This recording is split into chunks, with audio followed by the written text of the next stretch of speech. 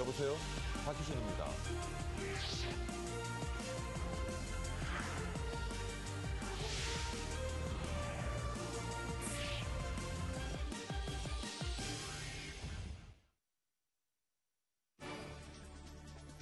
머니24 헤드라인입니다. 뉴욕 증시가 올해 중 가장 저조한 성적으로 거래를 마쳤습니다. 지난달 유로존 은행들의 초단기 대출 규모가 빠른 속도로 위축된 것으로 나타났습니다. 다음 주 개최되는 주요 20개국 재무장관 회의에서 경기 회복 방화 방안에 대한 논의가 이루어질 것으로 전망됩니다. 북한이 제3차 핵실험 강행 의지를 잇따라 표시하면서 북한 문제에 대한 위기감이 고조되고 있습니다. 한국타이어와 넥센타이어가 지난해 사상 최대 실적을 기록하는 등 국내 타이어 3사가 구드러진 성적을 보이고 있습니다. 우리나라가 미국의 경제뉴스 통신사인 블룸버그가 선정한 세계 혁신국가 순위에서 미국에 이어 2위를 차지했습니다.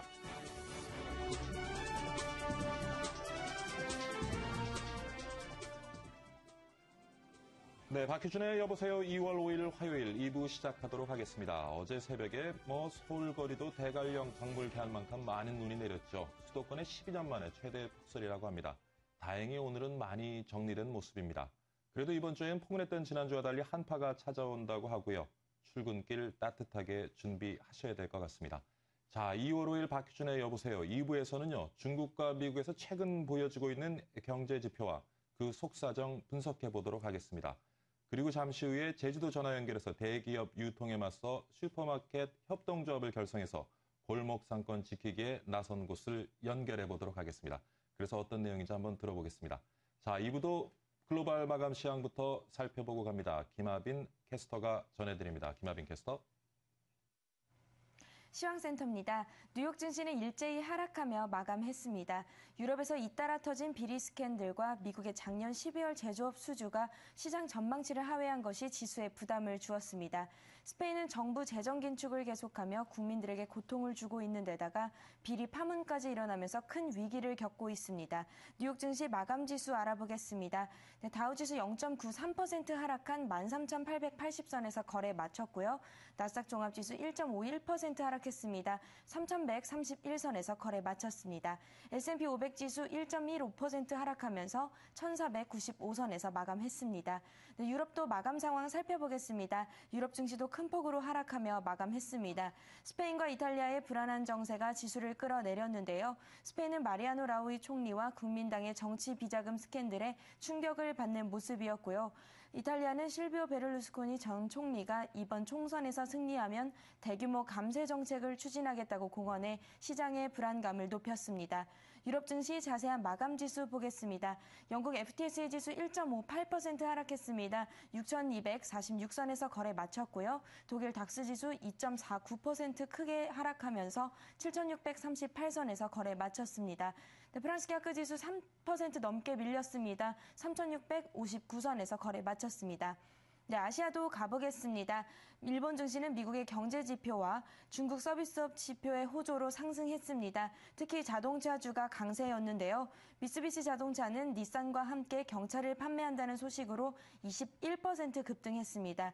중국 증시는 서비스업 지표의 호조로 상승했는데요. 중국의 1월 비제조업 PMI는 전달보다 상승한 56.2를 기록하며 4개월 연속으로 올랐습니다. 자세한 아시아 마감 지수 살펴보겠습니다. 일본 니케이 지수 0.62% 올랐습니다. 11,260선에서 거래 마쳤고요. 중국 상해 종합 지수 0.38% 오른 2,428선에서 거래 마쳤습니다. 네, 홍콩 항생 지수는 0.16% 밀렸습니다. 23,685선에서 마감했습니다. 네, 원달러 환율도 보겠습니다. 어제 외환시장에서 원달러 환율 원화값이 나흘 만에 강세로 돌아섰습니다. 12.8원 급락했습니다. 1,084원 60전에 거래 마쳤습니다. 지금까지 시황센터였습니다. 네, 지수 중심으로 글로벌 마감 시황 살펴봤고요. 이번에는 머니국의 박상정 기자 전화 연결해서 관련 내용 자세히 한번 분석해 보도록 하겠습니다. 박상정 기자. 네, 원희국입니다. 뉴욕 증시 앞서 보신 것처럼 큰 폭으로 하락했습니다. 하락 원인은 크게 두 가지 정도로 정리할 수가 있는데요. 경제 지표가 다소 부진했던 가운데 스페인의 정치 비자금 스캔들로 유로존 우려가 커지면서 이익 실현 매물이 쏟아졌기 때문입니다. 다우지수는 1% 가까이 하락한 13,880.08로 거래를 마쳤는데요. 하루 만에 다시 14,000선 아래로 주저앉은 겁니다. 그리고 나스닥 지수와 S&P 500 지수도 1% 넘게 밀려났습니다. 먼저 유로존 위기 재부각부터 자세히 살펴보죠. 이 마리아노 라호이 스페인 총리와 집권 국민당의 정치자금 수수 스캔들이 유로존 위기를 또다시 부각시켰습니다. 지난달 31일 스페인 일간지 엘파이스는 국민당 예산 회계 장부를 게재하면서 라호이 총리와 집권 여당인 국민당이 반기 혹은 분기별로 건설사들로부터 자금을 수수했다고 폭로했습니다. 이 현지 언론들에 따르면 라호이 총리는 1997년부터 2008년 동안 이 건설 회사들로부터 총 35차례에 걸쳐서 32만 2,231유로, 그러니까 우리 돈으로는 4억 7,800만 원 정도의 불법 자금을 받았습니다. 그러나 지난 2일이었습니다. 이 라호이 총리는 국민당 지도부를 소집해서 긴급 회의를 가지고 이 같은 사실을 전면 부인했는데요. 그는 우리가 뇌물을 받아왔다는 것은 사실이 아니다라면서 내가 할 수 있는 말은 그것이 거짓이다라는 두 마디뿐이라고 강조했습니다. 또 자신의 세금 환급 내역과 금융자산 보유 내역을 공개하기로 했습니다. 그러나 스페인 내의 세 개의 감사기관은 이번 주 내로 국민당 발표의 사실 여부를 두고 조사에 착수할 예정이고요. 야당들은 라호이 총리의 즉각 사퇴를 주장하고 나섰습니다.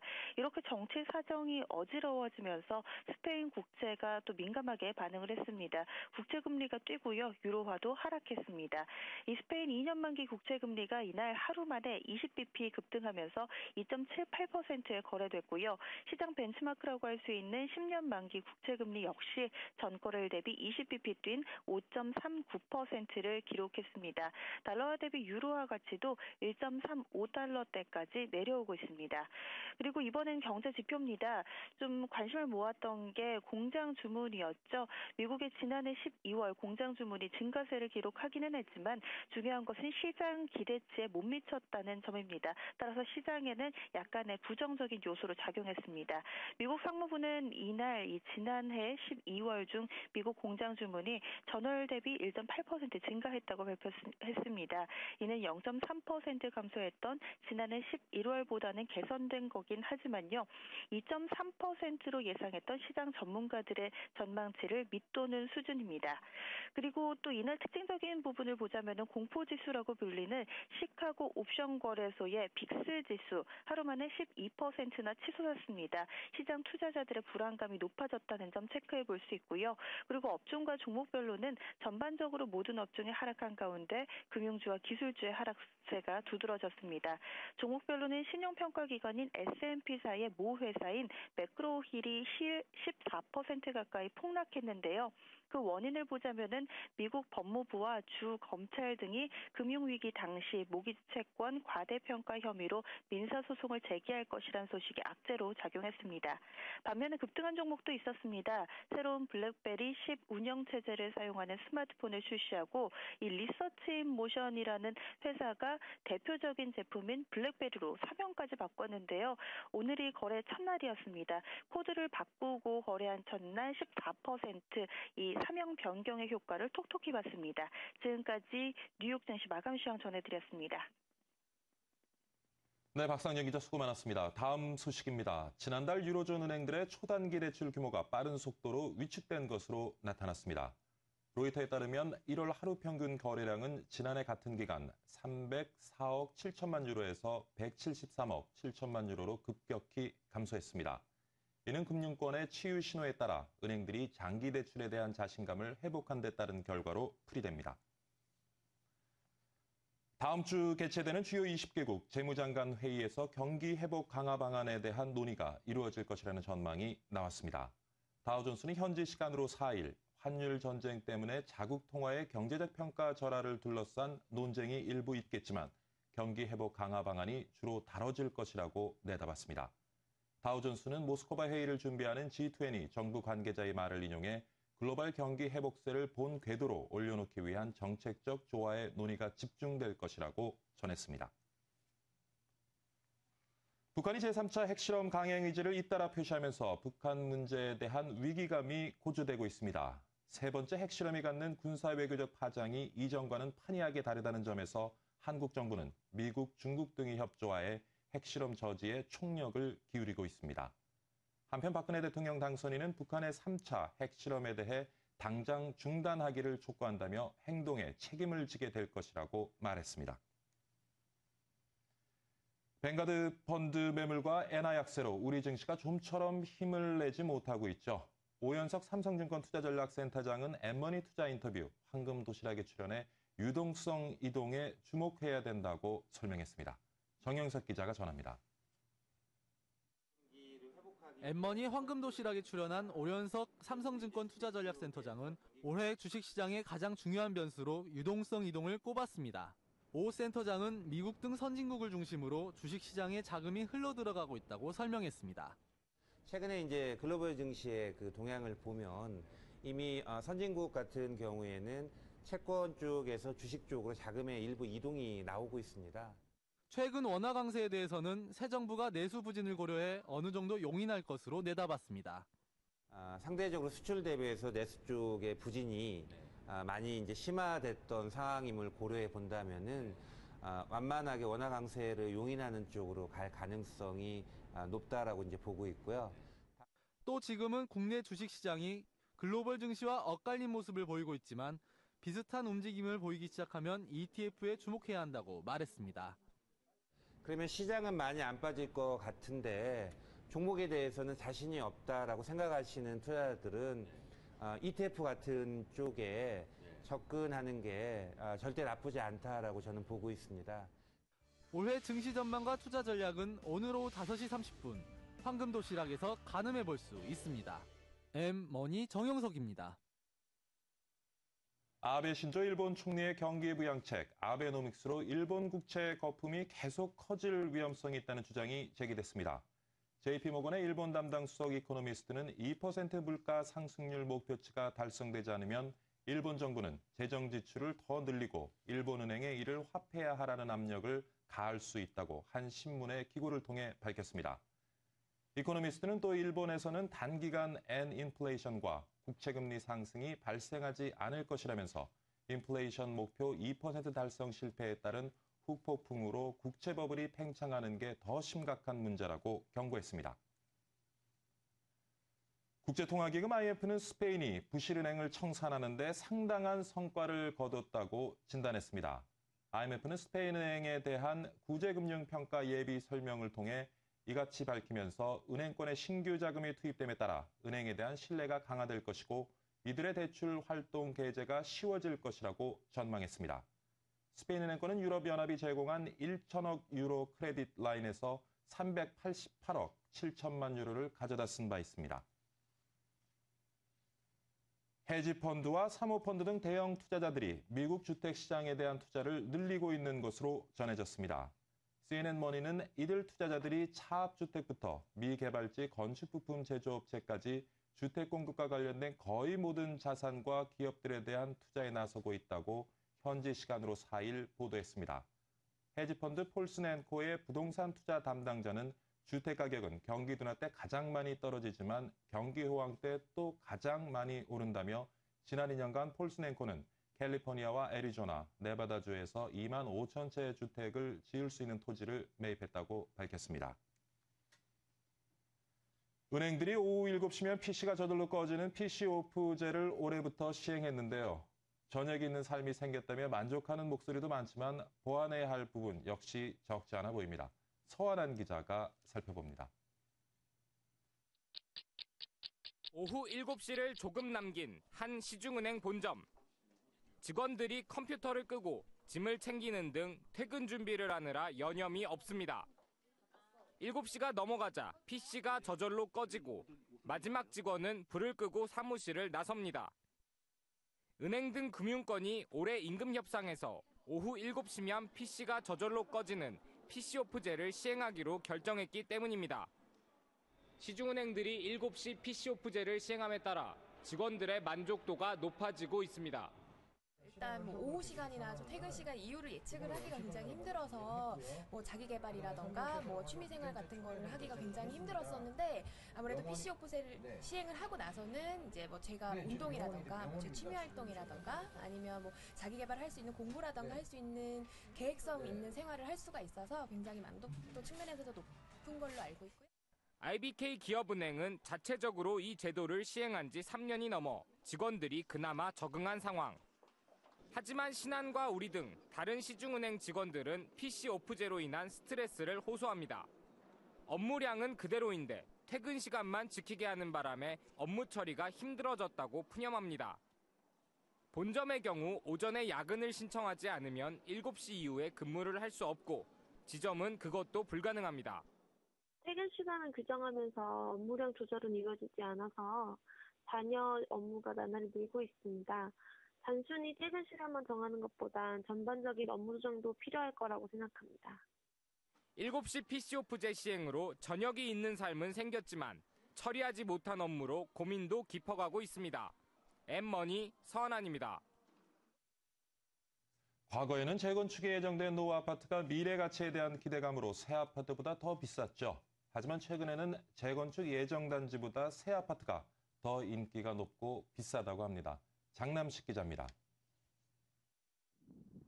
글로벌 금융위기 전인 지난 2007년 서울 지역에 입주한 지 21년이 지난 노후된 아파트 단지의 3.3제곱미터당 평균 가격은 2,700만 원이 넘었습니다. 반면에 입주한 지 5년이 채 안 된 서울 새 아파트의 가격은 3.3제곱미터당 2천만 원이 안 됐습니다. 일반적으로 새 것이 헌 것보다 비싸야 하지만 아파트의 경우 달랐습니다. 재건축이 될 경우 새 아파트보다 더 높은 수익을 낼 수 있을 것이라는 기대감이 있었기 때문입니다. 하지만 이러한 상황은 극심한 부동산 경기 침체를 겪으면서 완전히 뒤바뀌었습니다. 재건축 아파트는 사업성에 대한 불안감이 높아지면서 큰 폭으로 가격이 하락했고 새 아파트의 경우 실수요층이 두터워 하락폭이 덜했기 때문입니다. 지난해 말 서울 지역에 입주한 지 21년이 지난 노후된 아파트 단지의 3.3제곱미터당 평균 가격은 1,800만 원대로 떨어졌고 입주 5년 이내의 서울 새 아파트는 3.3제곱미터당 2천만 원을 넘어섰습니다. 전문가들은 아파트의 장기적인 가치를 고려해야 불황에도 가격 하락폭이 적고 부동산 시장이 살아났을 때 시세 차익도 기대할 수 있다고 조언했습니다. 엠머니 장남식입니다. 네, 자 이번에는 밤사이에 들어온 주신이 아니죠. 주요 외신 한번 살펴보고 가겠습니다. 김원규 캐스터가 준비하고 있습니다. 김원규 캐스터. 안녕하십니까. 외신 브리핑 김원규입니다. 미국과 유럽연합 경제를 하나로 묶는 범대 서양 FTA가 급물살을 타고 있다고 블룸버그 통신이 전했습니다. 통신에 따르면 앙겔라 메르켈 독일 총리는 협상에서 긍정적인 신호들이 잡히고 있다고 말했고 조 바이든 미국 부통령은 안보회의 연설에서 미국과 유럽의 동맹 관계는 우리의 이익에 매우 중요하다며 두 지역의 자유무역 협상이 손대면 닿을 거리에 왔다고 밝히기도 했습니다. 이번 협상은 그동안 10년 넘게 실무 협상이 진행됐지만 성과가 별로 없었는데요. 이유는 농산물과 섬유 부분에서 시각차가 너무 컸기 때문입니다. 하지만 최근 금융 및 재정 위기로 경제난이 가중되면서 협상에 탄력이 붙었고 구체적인 일정도 나왔습니다. 로이터 통신은 유럽 집행위원회 관계자들의 말을 인용해 양측은 올해 본격적인 협상을 벌여 내년에 마침표를 찍으려 한다고 전했습니다. 통신은 미국 유럽의 FTA가 발의되면 통화 재정 정책과 달리 부작용이 가장 적은 경제 활성화 대책이 될 수 있다고 보도했습니다. 다음 기사입니다. 한화생명과 교보생명 등이 ING생명 한국법인의 인수에 관심을 보이고 있다고 월스트리트 저널이 보도했습니다. 저널은 ING생명이 지난해 말 무산됐던 한국법인의 매각 작업을 조만간 다시 시작한다고 전했는데요. 사모펀드인 MBK 파트너스를 비롯해 하나와 교보 등이 관심을 나타내고 있다고 소식통은 밝혔습니다. ING는 지난 2008년 금융위기 직후 네덜란드 정부로부터 구제 금융을 받았는데요. 이런 부실한 배경 때문인지 유럽위원회와 아시아 법인들의 지분을 처분하기로 합의했습니다. 특히 한국 법인 규모가 처분 대상 자산 중 장부 가격 기준으로 가장 큽니다. 한때 ING생명 한국법인 매각은 지난해 말 KB금융지주의 인수 포기로 무산된 바 있습니다. 다음 기사입니다. HSBC가 중국 핑안보험 지분 15.57%를 93억 9천만 달러에 매각했다고 블룸버그 통신이 보도했습니다. HSBC는 지난해부터 핑안보험 지분을 태국의 농업재벌 CP그룹에 매각하는 작업을 추진했는데요. 중국 보험감독관리위원회는 지난 1일 이번 매각을 승인했습니다. 하지만 이번 매각권은 정상적인 절차와 조금 다르다고 통신은 전하기도 했는데요. 중국에서 두 번째로 큰 보험사인 핑안보험의 지분 매각권은 원자바오 총리 가족 비리가 연루됐다는 보도가 그 이유였습니다. 미국의 서버를 둔 중화권 매체들은 원 총리의 가족이나 관련 인물들이 투자 회사를 거쳐 핑안보험 지분을 비정상적으로 낮은 가격으로 매입해 거액의 차익을 거둔 것으로 알려졌습니다. 한편 CP그룹은 핑안보험의 대주주가 됐으나 경영에는 관여하지 않을 것으로 전해졌습니다. 지금까지 외신 브리핑이었습니다.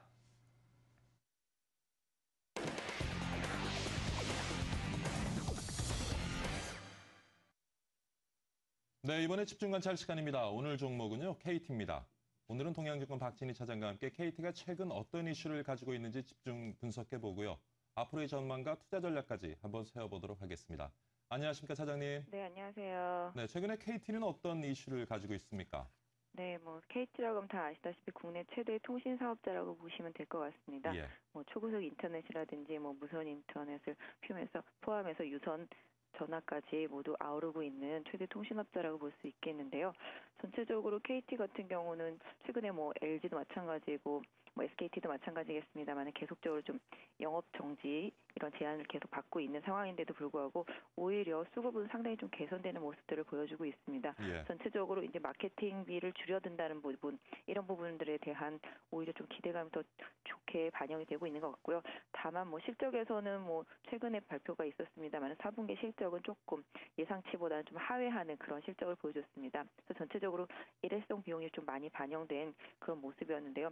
실질적으로 마케팅비가 좀 줄어들었는데도 불구하고 실적이 조금 부담스러웠다라는 부분은 조금 우려감이 있는 건 사실입니다만은 전체적으로 이제 LTE라는 이런 부분으로의 통신 시장의 좀 확대가 전체적인 이 규모에 있어서는 어느 정도 올해는 조금 더 회복을 하는데 좀 도움이 되지 않을까. 다만 이제 계속적으로 3사가 계속 경쟁을 계속 하고 있다라는 부분에 있어서는 비용이라는 부분이 언제든지 좀 복병으로 작용할 수 있는 그런 영향력을 미칠 수 있는 부분이긴 하지만 전체적으로 최근에 통신주가 상당히 많이 강하게 부각이 되고 있거든요. 예. LG U+도 그렇고 SKT도 마찬가지가 되겠고요.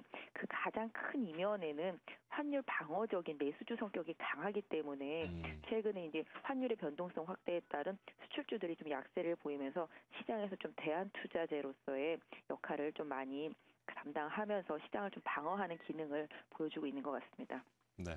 네, 말씀 중에 수급 상황이 개선되고 있다고 말씀을 하셨는데 최근 시장에서의 수급 상황 자세히 좀 살펴봐 주시죠. 네, 맞습니다. KT도 마찬가지고 LG U+나 SKT 마찬가지가 되겠습니다만은 최근에 기관 수급이 상당히 좋습니다. 어제 같은 경우만 해도 외국인과 기관이 KT를 상당히 많이 매수를 했는데요. 최근에 보면은 1월 들어서도 중간중간에 매도가 있긴 합니다만은 꾸준히 매수세를 보여주고 있습니다. 특히 기금을 중심으로 해서 KT 통신주들에 대한 전체적인 매수세가 공격적으로 유입이 되고 있는데요. 역시 이제 연기금이 계속 최근에 좀 시장의 버팀목 역할을 해주고 있는데요. 예. 계속적으로 연기금 같은 경우는 좀 통신주, 아까 말씀드린 대로 방어적인 내수주 성격의 그런 종목들을 집중적으로 매수하고 있는 모습을 보여주고 있는데요. KT 같은 경우는 외국인도 좀 동반적으로 계속 매수를 해주면서 주가의 흐름도 상당히 좀 양호한 모습을 띠고 있습니다. 자, 그렇다면 우리 투자자들 어떤 전략으로 대응을 해야 될지요? 네, 사실 통신주 같은 경우 거의 한 10년 넘어서 지금 처음 움직이고 있는 그런 모습을 보여주고 있는데요. 예. 거의 10년 사이클로 지금 돌아오는 것 같습니다. 새로운 스마트폰의 기대감이라든가 LTE 시장의 확대 이런 부분들이 통신주한테 계속적으로 좀 수급이 좋아지게 만드는 그런 요인이라고 볼 수 있는데요. 주가 흐름만 놓고 본다면 사실 KT 같은 경우는 항상 연말에 한 번씩만 움직이고 그 다음에는 안 움직였었던 경향이 있었는데요. 예. 지금은 많이 달라졌습니다. 지금 차트 흐름만 놓고 본다면 저도 이거 사야 되는 게 아닌가라는 생각을 할 정도로 상당히 좀 강한 흐름을 이어가고 있는데요. 사야 됩니까? 차트만 차트만 보면은 정말로 수급이라든지 차트만 본다라면 예. 통신주는 오히려 좀 조정을 받을 때 예. 접근을 해야 되는 흐름이 아닌가라고 보여지고 있거든요. 그래서 개인 투자자분들이나 뭐 시청자분들 보시는 분들이라면은 지금 전체적인 흐름상 37,000원만 이탈하지 않는다라면은 예. 조정 시에 좀 분할 매수 유효해 보이고 있고요. 단기적으로는 뭐 직전 고점대가 거의 한 4만 원대에 강력하게 자리를 하고 있습니다. 예. 그래서 KT의 가장 큰 저항대가 4만 원대라는 것을 좀 염두에 두시고 4만 원대 좀 돌파 여부를 좀 지켜보셔야 되겠는데요.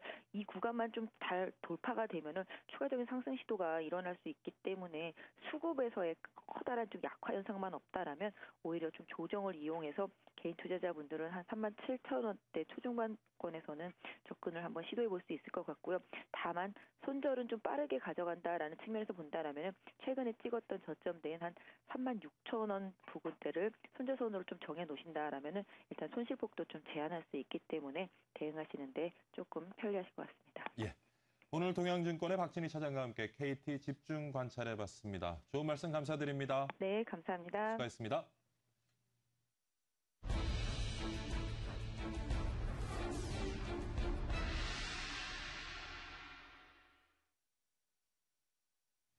네, 글로벌 시장을 흔드는 두 축 하면 단연 중국과 미국 경제겠죠. 최근 두 나라에서 보여지는 경제 지표, 뭔가 적신호의 조짐이 있다는 분석도 나오고 있는 것 같습니다. 오늘 이 내용을요, 서한한 기자와 정리해 보도록 하겠습니다. 안녕하십니까? 네, 안녕하십니까? 많이 피곤해 보이시네요. 네. 아침에 기사 정리하느라고 힘드셨던 것 같아요. 아닙니다. 네, 자, 미국과 중국의 경제 지표가 좀 엇갈리는 모습을 보이고 있습니다. 네. 먼저 미국 국채 수익률 관련되는 지표 좀 살펴봐 주시죠. 네, 먼저 미국 국채 수익률 상승, 즉 국채값 하락이 미국 예. 경제 회복세에 찬물을 끼얹을 수 있다는 어떤 그런 염려의 목소리들이 나오고 있습니다. 지난해 하반기 내내 사상 최저 수준인 1%대에 머물렀던 10년 만기 미국 국채 수익률이 지난해 12월부터 꾸준히 오르더니 올해는 금리가 2%선을 넘어섰습니다. 10년만 국채 금리가 2%대로 올라선 것은 지난 4월 이후 9개월여 만입니다. 채권 금리 상승을 미국 경기 회복 신호로 해석할 수 있다는 점에서 긍정적으로 보는 시각들도 분명히 예. 있습니다. 미국을 포함한 어떤 글로벌 경기가 좋지 않을 때는 투자 위험을 피하기 위해서 투자자들이 채권 등 안전자산에 돈을 넣으면서 채권 수익률이 크게 떨어진 건데요. 최근에 미국 경기 회복에 대한 자신감이 어느 정도 붙으면서 고수익을 쫓는 어떤 채권에서 빠져나온 돈들이 주식 등 위험 자산으로 풀렸기 때문에 어떤 채권 금리가 오름세로 나타났기 때문에 이를 긍정적으로 해석할 수 있는 여지도 있습니다. 그렇군요. 채권 금리가 올라가고 있다. 표면적으로 본다면 뭐 회복세를 나타내고 있으니까 긍정적인 신호인 것 같은데 네. 또 이면에는 또 좀 문제도 있겠죠. 네, 이제 문제는 최근 미국 경제 회복세가 어떤 연준의 양적 완화에 따른 풍부한 유동성 그리고 초저금리 정책에서 의존하고 있다는 부분에 있습니다. 예. 그동안 사상 최저 수준으로 떨어졌던 국제 금리가 덕분에 주택담보대출 금리도 덩달아 떨어지면서 주택담보대출 수요가 늘고 또 이는 주택 매입 기반 확대라는 어떤 주택값 상승까지 이어지는 효과가 있었습니다. 미국 가계의 가장 큰 자산은 사실 주택값 상승으로 부의 효과가 창출이 돼서 가계 소비 지출이 늘어난 것입니다. 즉 쉽게 설명을 하면 부동산 값이 오르면서 어떤 소비자들이 자신의 소비를 증가한 그런 케이스가 될 수 있는데요. 예. 연준의 초저금리 또 양적 완화 정책 때문에 어떤 국채 금리 하락이 주택담보대출 금리 하향 안정화로 갔고 예. 이게 주택 수요 기반의 확대로 가면서 주택값이 상승이 되면서 또 부의 효과가 이뤄져서 가계 소비 어떤 지출이 증가를 하면서 이게 마지막에는 어떤 미국 경제 회복이라는 선순환 구조로 이어진 것입니다. 하지만은 국채 금리가 상승이 되면서 예. 저금리 추세가 꺾이면은 이 같은 선순환 구조가 깨지게 됩니다. 또 국채 금리 상승이 모기지 등 시중 금리 상승 압박으로 이어질 수밖에 없기 때문인데요. 당장 부동산 상품들의 금리가 올라갈 예상입니다. 로이터 통신은 전국 미국 모기지 은행협회 자료를 인용해서 30년 주택담보대출 금리가 지난해 말 이후 올해 들어서 0.15%포인트 상승한 3.67% 수준에서 움직이고 있다고 밝혔습니다.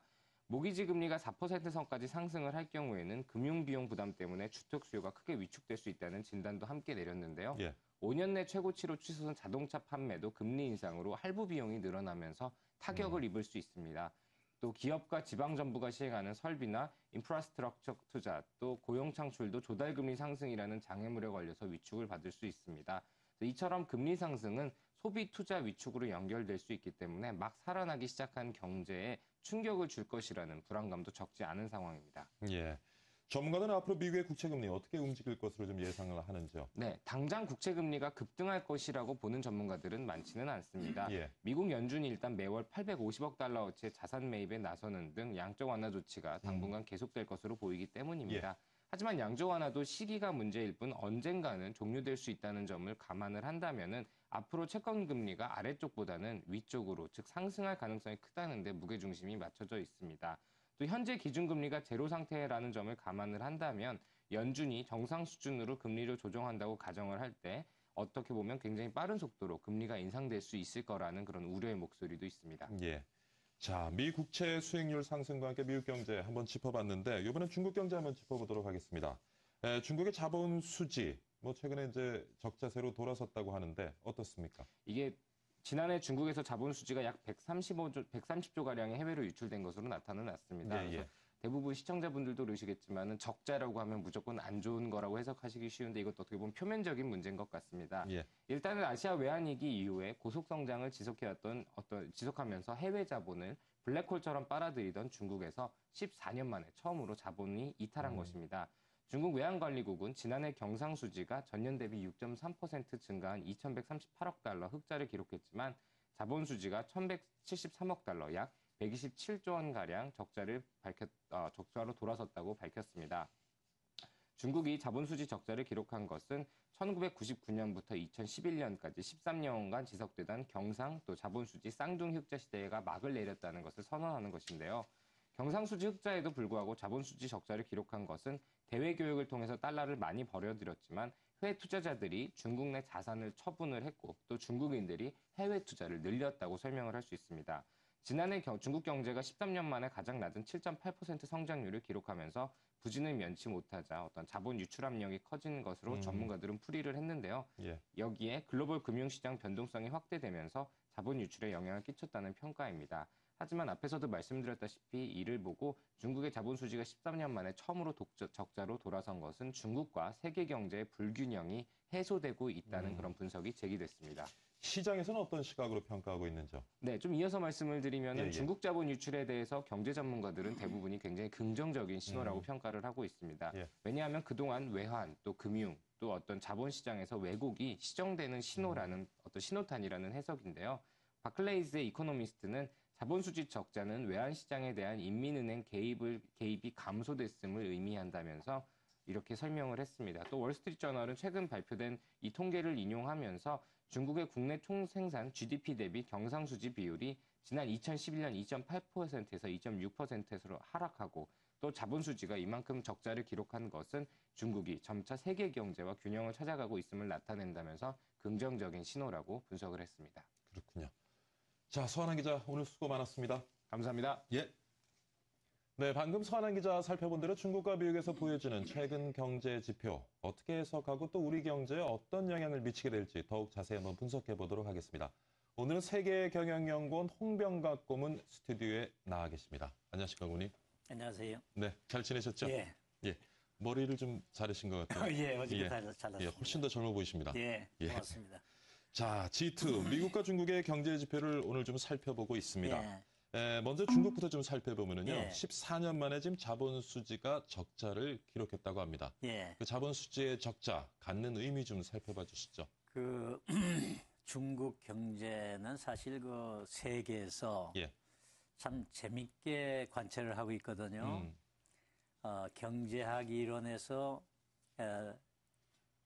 종래 경제학 이론으로 따지면은 중국 같은 국가 자본주의, 예. 사회주의 기반을 둔 국가 자본주의가 과연 성공하느냐, 성공 못한다 이렇게 생각했거든요. 예. 근데 이게 굉장히 그동안 GDP도 올라가고, 그 국제 무역 수지도 좋고, 그동안 외환도 쌓이고, 예. 정말 미국의 그 부채는 중국이 거의 다 사가고, 그렇게 그 좋은 현상인데, 승승장구하던 중국이 경제 성장이 조금 이제 둔화된다 하는 기미가 보이고, 예. 그 다음에는 이번에 자본 수지가 이제 마이너스로 돌아선다. 이제 새로운 그 트렌드니까 이제 우리가 서방에서 볼 때는 뭐가 일어나고 있느냐, 예. 문제가 있느냐. 예. 근데 그동안 보면은 중국이 활발히 대외 투자를 하고 있거든요. 예. 아프리카, 남미 이런 데 가서 자원을 확보를 하고 있고 미국에도 지금 들어오고 있거든요. 미국에 들어와서 그 전자 관계,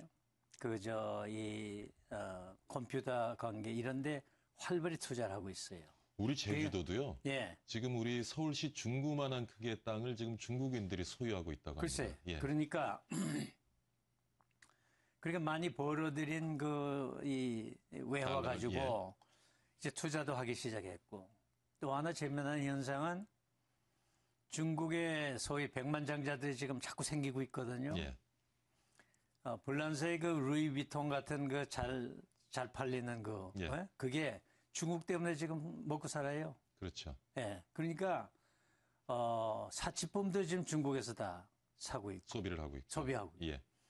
그러니까 이게 자본주의보다 지금 중국의 국가 자본주의가 더 지금 잘하고 있다는 얘기거든요. 예. 근데 이제 자본 수지가 이렇게 마이너스가 났다 하는 거는 좋은 현상이 아니냐 이렇게 보는 시각이 많습니다. 예. 왜냐하면 경상 수지가 높으면은 돈이 자꾸 쌓이는데 예. 그걸 자본 수지에서 써줘야 되거든요. 예. 그러니까 정부에서 쓰는 거라고요 지금. 그리고 중국 국민들도 나와서 이제 그렇죠. 많이 쓰잖아요. 해외로 나가서 소비를 하고요. 한국에도 많이 오고. 예. 그러니까 투자 또는 소비 예. 이것이 지금 같이 일어나고 있는 거거든요. 그러니까 쉽게 말해서 외국으로부터의 중국의 투자보다 중국이 네. 외국으로의 투자가 늘어나기 때문에 지금 자본 수지가 그렇죠. 적자로 나타나는 것이죠. 외국으로 쓰는 게 예. 그냥 무역 수지가 아니라 예. 이 자본 계통에서 활발히 쓰고 있는 거예요. 근데 예. 그건 바람직한 얘기고. 예. 우리가 조금 주목하고 있는 게 또 환율인 것 같습니다. 예. 사실 지금 중국의 달러 보유고가 굉장히 늘어나면서 예. 위안화에 대한 절상 압력이 굉장히 거세게 있었는데 예. 이 문제도 조금 해결될 수 있지 않을까 싶은데요. 중국 입장에서는. 그렇죠. 예. 미국의 주장도 지금 중국이 좀 돈 더 써달라 하는 얘기거든요. 예, 예.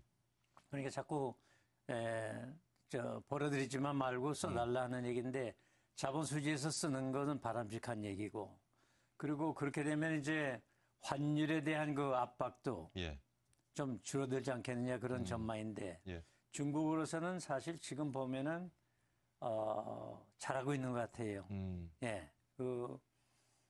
한국도 여기서 좀 배울 점이 있잖아 생각이 되는데 예. 어떤 점을 좀 배울 수 있을까요? 외국 투자는 한국에서 배워야 될 점이에요. 지금 한국에서도 어느 정도 지금 그 무역 흑자도 나오고 있고 한국의 그 국가 신용도도 좋아지고 있고 예, 예. 그래서 조금 더 외국 해외 투자를 자원 확보라든지 이런 면에서 해외 투자를 좀 해야 되지 않느냐. 중국 같은 경우는 자원 비롯해서 해외 투자를 굉장히 활발하게 하면서 지금 경제 영토를 굉장히 넓혀가고 있는 것 같아요. 예. 그렇죠. 그러니까 중국은 아직 이제 발전할 여지가 많지 않습니까? 예. 1인당 국민소득이 지금 뭐 600불이다, 6만 불이다, 8,000불이다, 6,000불이다, 8,000불이다 하는데 한국의 2만 불 선까지 가려면 아직도 멀었고 예. 그런 의미에서는 중국이 좀 더 활발히 그런 투자 활동을 해서 이제 따라와야죠. 예. 그런 의미에서 보면은 중국 경제가 금년 성장도 주춤했다 하지만 이제 뭐 8% 선까지 지금 올라가고 있고 예. 그런 면에서 볼 때는 잘 나간다고 생각할 수밖에 없습니다. 지금 보면. 제가 보기에는 어떤 중국의 경제 패러다임이 지금 바뀌는 변곡점이 아닌가 싶어요. 지금까지 생산 위주에서 이제 생산과 소비가 균형적으로 좀 접근되는 그런 경제 패러다임으로 바꿔가는 것이 아닌가 싶습니다. 국내 경제를 조금 더 활성화해야 된다 하는 그런 미국의 주문도 강하고 그래서 중국이 좀 이렇게 변화하는 기미가 보이고 있고 또 변화하지 않을 수가 없습니다. 지금 미국도 아직도 좀 약하고 유럽도 그렇고 그래서 투자하고 중국 국내 소비하고를 중국에서 같이 가고 있는 그런 모양새 같습니다. 네. 이번에는 어떻게 지금 얘기하고 있는 거가 좀 동떨어진 질문일 수 있는데 중국이 가지고 있는 국가 자본주의요. 예. 사실 우리가 이전에 경험해보지 못한 그런 어떤 자본주의인데 사실 예. 지금까지는 고모님 말씀한 대로 굉장히 성공적으로 예. 중국 경제를 이끌어왔던 것 같습니다. 예. 앞으로도 별 문제 없으리라고 보시는죠? 아니에요. 그거는요. 예. 일본의 학자들도 그렇고 유럽의 학자들도 그렇고 대놓고 얘기는 안 하지만은 한계가 있다. 중국이 지금은 잘 나가지만 중국의 한계가 어디서 있느냐 하면은 인구에 있어요. 예. 이제는 중국이 두 개의 경제가 있거든요. 해안선의 경제는 예. 상당히 발달된 경제고 내륙 경제 내륙 경제는 지금 낙후돼 이게 있죠. 아주 여기서 이제 노동력을 자꾸 도시에 공급해 왔는데 예. 이게 지금 끊기고 있거든요. 한계가 있어요. 그래서 20년에서 30년 가면은 예. 중국의 성장이 줄어든다 그런 얘기예요. 그래서 크루그만 교수 같은 사람은 어떤 얘기를 하냐면 중국이 그렇게 성장하는 당연한 거 가지고 왜 이렇게 떠드느냐. 예. 예. 그거 이 저임금의 노동력 가지고 싼 노동력 가지고 국가 경제 발전하는 거는 어느 나라든지 할 수 있다 이거예요. 예. 예. 그러니까 이게 한계가 온다 하는 이 이론이 강하게 있습니다. 네. 자, 중국 경제 좀 살펴봤고요. 이번에 미국 경제 좀 살펴보기로 하겠습니다. 지금 국채 수익률이 좀 상승하고 있는 것 같고요. 일부에서는 먼저 경제가 나아지고 있다. 긍정적인 신호로 받아들이고 있으면 또 한편에서는 좀 부정적인 또 해석을 하고 있는 것 같습니다. 어떻게 보시는지. 그래서 경제라는 게 그렇거든요. 한쪽이 좋아지면 한쪽이 나쁘고 좋은 게 있으면 나쁜 게 있고. 이게 지금 이게 장기 국채가 금리가 뭐 2%. 근데 지금 미국 그 중앙은행은 페더럴 리저브는 그 타겟이라는 게 있지 않습니까? 인플레가 아직 미국에서는 인플레가 한 2.5 정도까지는 괜찮다. 아직 1.6이거든요. 그러니까 장기 금리가 금리에 인플레 영향을 주지 않습니까? 그러니까 지금 2% 정도 올라가는 거는 당연히 뭐 기대했던 거예요. 이게 안 올라가고 양적 완화를 하고 뭐 비즈니스 경제를 확장하고 하는 거는 그거 안 올리고 어떻게 돼 불가능합니다. 그렇죠. 그러니까 올라가는 걸 기대를 했는데 상승폭이 너무 가파르면은 이제 속도가 문제군요. 속도가 문제죠. 그러니까 지금 2%에서 2.5 정도는 뭐 충분히 소화할 가능성이 있고 금년 내에 2.5%는 안 올라간다 하는 그런 이 기대가 있고 그러니까 그렇게 큰 문제가 아니에요. 그리고 시장에서도 그렇게 크게 보고 있지 않고 이제 이걸 가지고 이제 너무 미세적으로 여기에서 무슨 주택 지금 뭐 금리가 올라가자느냐 부동산 기가 죽을 거다. 줄이지 않느냐. 근데 좋은 현상도 있어요. 주택 금리가 약간 올라간다.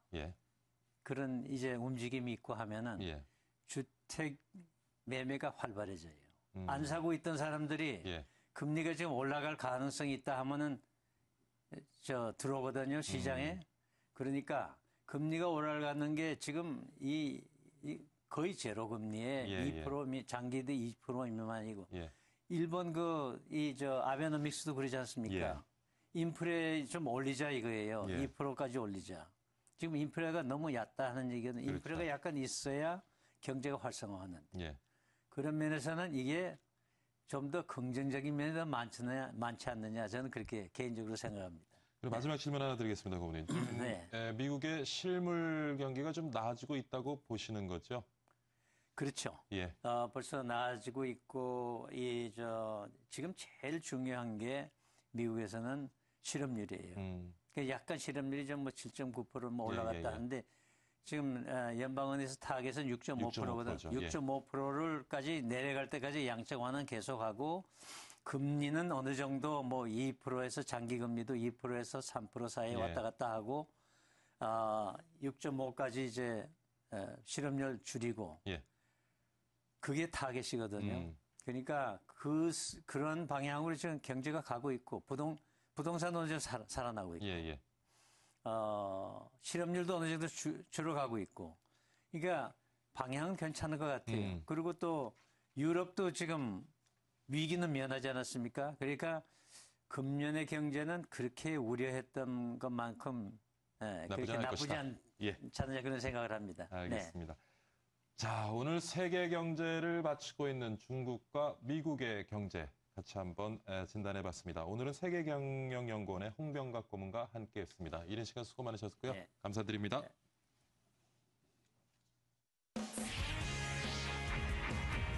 대한민국 최고의 명품 경제 프로그램 생방송 박희준의 여보세요. 네, 7시 42분 지나고 있습니다. 출근길 좀 서두르셔야 될 것 같습니다. 자, 최근 골목 상권에서 동네 슈퍼들이 설 자리가 갈수록 좁아지고 있죠.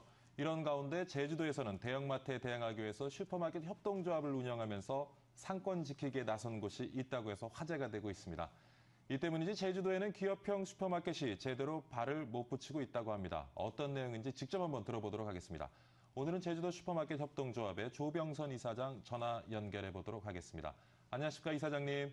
예, 안녕하십니까, 조병선입니다. 네, 이른 시간 전화 연결 감사드립니다. 아닙니다. 예. 제주도는 눈이 별로 안 왔죠? 예, 뭐 눈은 안 오고 있습니다. 사실 괜찮습니다, 오늘은. 네, 서울은 아주 예. 눈도 많이 내리고요. 날씨가 꽤 춥습니다. 부럽습니다. 예, 그렇군요. 예. 자, 제주도 슈퍼마켓 협동조합 어떤 방식으로 운영되고 있고요. 또 대형마트와의 경쟁에서 살아남기 쉽지 않을 텐데 어떤 전략을 가지고 계신지요? 그렇죠. 저희가 1989년도에 저기 만들어졌습니다. 아, 오래됐군요. 그때는 대형점이나 뭐 이런 거보다는 지역에 있는 대리점의 형태가 심하다 보니까 저희들이 뭉쳐야 살겠다. 그런 뜻으로 이제 만들어졌습니다. 전국 최초로. 그러다 보니까 이제 점점 이제 그것이 저희가 자리 잡아가는 상황에서 대기업이 들어오다 보니까 아마 대기업하고 싸움이 된 저희 슈퍼하고 그런 형태로 흘러가고 있습니다. 지금.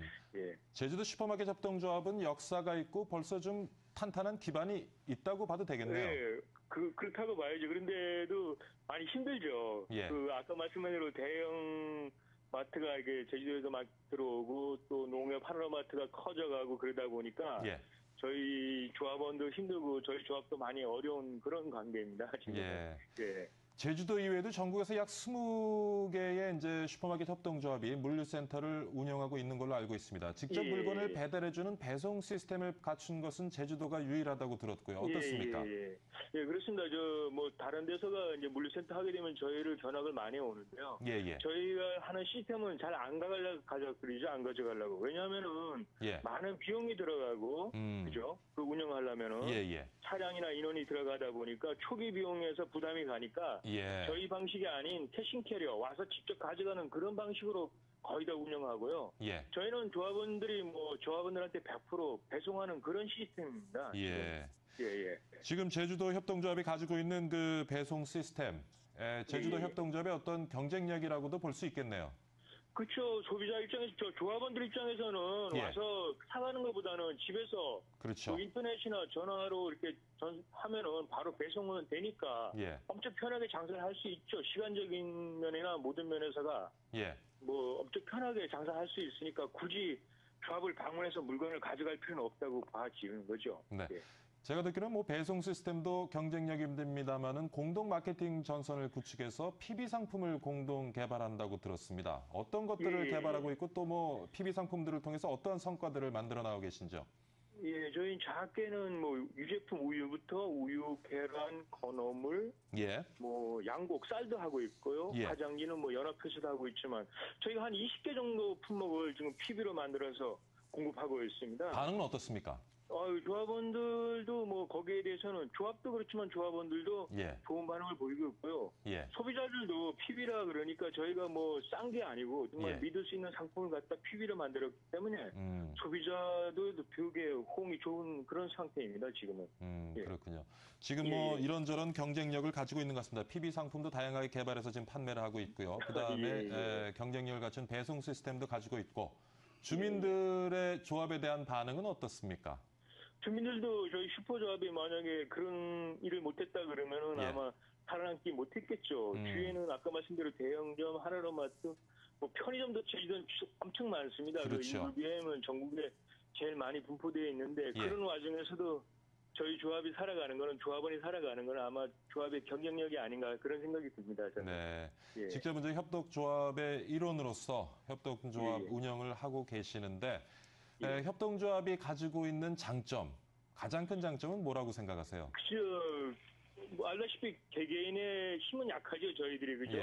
그렇지만 이 뭉치면 강해진다는 그런 것을 알고 있고 또 공동의 목표를 때문에 저희들이 모였기 때문에 조합원들은 아주 주인의식이 아주 강합니다. 그래서 저희 직원들을 뭐 자기 식구처럼 대해주고 조합의 일을 자기 일처럼, 그리고 자기 조합원들이 또 어려움이 있으면 조합에 대해서 아주 이렇게 해결해 달라고 적극적으로 나서는 주인의식이 되게 강한 것 같습니다. 협동조합을 만들므로 해서. 주인의식이 굉장히 중요하군요. 예. 자, 그런데 뭐 아무리 지금 뭐 계속 좋은 점을 우리가 얘기하고 있습니다만은 그런 큰 규모의 어떤 협동조합을 운영을 하다 보면 조합원 간의 의견 마찰도 있을 테고 어려운 점도 없지 않을 텐데요. 무엇이 그렇죠, 가장 힘든 그렇죠. 점인가요? 저희는 매일 이렇게 조합을 물건을 배송하면은 바로 결제는 안 되거든요. 월말에 이렇게 어음을 거의 많이 받아오고 그만큼 조합원한테 혜택을 많이 주는 건데 그런 채권 관리에서 좀 어려움이 많이 있고요. 자금 회전 문제에서 그죠? 바로바로 현금이 들어오는 게 아니라 자금 운영에서 많은 어려움은 있습니다. 협동조합원 간의 어떤 뭐 의견 마찰 이런 거는 자주 없습니까? 그거는 뭐 총회라든가 아니면 공문을 통해서 서로가 의견을 공유하고 있고요. 뭐 교육 같은 걸 통해서 이렇게 통해서 조합원의 의견을 들어서 해소하고 있는 그런 실정입니다. 최근 와서 이제 관련 법이 또 개정이 되면서 협동조합에 굉장히 뭐 요즘 얘기가 많이 되고 있는데 관련해서 정부에 좀 바라는 점이 있다면 어떤 것이 있습니까?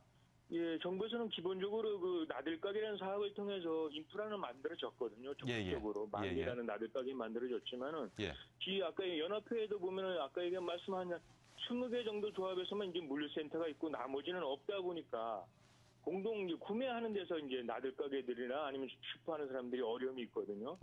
정부에서도 그 물류센터 안 된 지역에 빨리 물류센터를 만들어줬으면 좋겠고요. 이 또 물류센터를 하고 있는 데는 아까 말씀대로 운영에서가 많이 어려움이 있습니다. 뭐 물건값을 올리면 조합원이 또 경쟁력이 없어지다 보니까 그런 어려움이 있는데 그런 쪽으로도 좀 지원을 좀 해주셔갖고 물류센터가 지어주는 데서 그치지 않고 원활하게 운영할 수 있게끔 사후 관리도 좀 해주셨으면 하는 그런 바람을 갖고 있습니다. 정부에 대해서 바라는 점은 그렇고요. 물론 또 시장에서는 지금 대기업들과 경쟁을 하고 있습니다. 대기업들에게 좀 바라는 점이 있다면 어떤 점이 있으신지요? 글쎄요, 너무 과욕을 부리지 마시고요. 저희 그 작은 것까지 탐하다 보면은 큰 걸 잃는다고. 작은 데까지는 정말 침범하지 말았으면 하는 그런 바람입니다, 정말. 근데 또 뭐 소비자의 입장에서 보면은요, 또 대형 그런 어떤 마트들을 통해서 또 좀 더 편리하게 그리고 싼 가격에 물건을 구입할 수 있는 또 소비자 입장에서 장점이 있거든요. 그래서 앞으로 뭐 이 협동조합을 통해서 이런 그 작은 규모의 슈퍼마켓들 계속 경쟁력을 키워 나가야 될 텐데 지금 뭐 PB 상품도 판매하고 계시고 뭐 유통망도 이제 나름대로 가지고 계신데 또 어떤 다른 계획이 있다면 어떤 계획이 있습니까? 그렇죠. 저희는 지금 뭐 저희 제주조합 같은 경우에는 뭐 일자식품도 다 가져가지만 수산물하고 이제 아직 축산물을 아직 취급을 못 하고 있습니다. 거기까지도 손을 대서 이 제주도의 도민들은 저희 슈퍼에 오시면은 원스톱으로 쇼핑할 수 있는 그런 환경까지 제가 만들려고 노력하고 있습니다. 제주도는. 추가적으로 하실 말씀 있으면 좀 해주시죠. 글쎄요, 아까 아나운서님 말씀하신 뭐 편리성, 가격 경쟁에서는 저희가 많이 밀리지만 그래도 슈퍼는 마지막 남은 동네 사랑방이라 저는 생각하고 있습니다. 소비자께서는 약간 불편하고 뭐 약간 비싸다 그러지만은 그래도 정을 나눌 수 있는 유일한 장소가 저는 슈퍼라 생각이 되거든요. 이 슈퍼가 계속 살아남아서 이 삭막한 이 세상에서 그나마 동네 사랑방으로 있음으로 해갖고 모든 것이 완전하게 돌아가지 않을까 그런 작은 바람을 갖고 있습니다. 우리 전국의 시청자들한테 제주도 슈퍼마켓 협동조합 많이 이용해 주십시오. 제주도 현지화를 한번 해주시죠. 감사합니다. 일단 제주에 오시면은 아까 말씀드린 그 편의점도 많이 있지만은 포사마트, 나들가게, 슈퍼에서 슈퍼조합에 가맹된 점들이 많이 있습니다. 오셔서 한번 직접 체험하시고 어떻게 운영하는가 한번 보시면 고맙겠습니다. 오늘 말씀 감사드립니다. 고맙습니다. 제주도 슈퍼마켓 협동조합의 조병선 이사장과 함께했습니다. 자, 오늘의 준비한 내용은 여기까지입니다. 오늘도 건강한 하루 되시고요. 내일 다시 건강한 모습으로 찾아뵙도록 하겠습니다. 시청해주신 여러분 정말 감사드립니다.